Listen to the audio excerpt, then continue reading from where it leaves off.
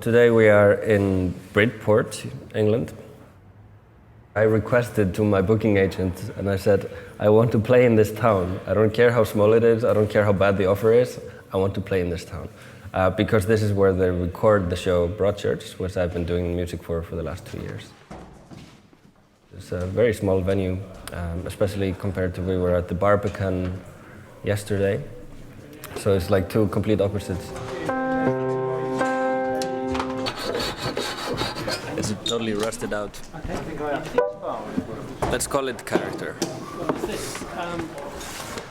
We bring actually analog synths with us. We're not caving under logistical pressure to go soft synths on this. We feel like the synths played such a big part of the show, we need to have real instruments on stage to capture the real characteristic of the music.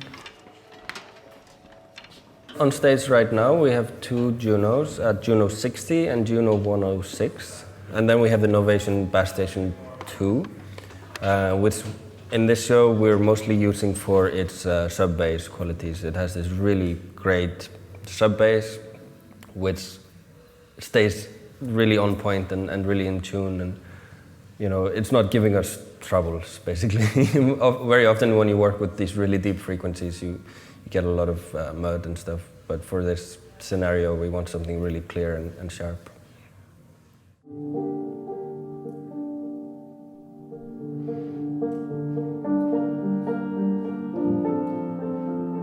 Writing for me is very influenced by sound. I find myself often, I cannot write a piece without knowing what it's going to sound like. For example, if I'm doing a synth melody, I will not just record the melody without having finished the sound of that synth that it will be at the end. You know? Everything is recorded today. You don't do music without recording it today. Like almost no music is only performed live, only some obscure parts of modern classical music, you know. So we cannot anymore divide these two things. And I think this is where I'm coming from when I say that I need to have the final sound as I write the piece. It's not because I can't change it afterwards, it's because there is no piece without the final sound. It's not only a combination of notes, it's not only chord progressions, it is how it sounds. I don't really want to go on the whole analog versus digital or soft synth versus hardware synths here.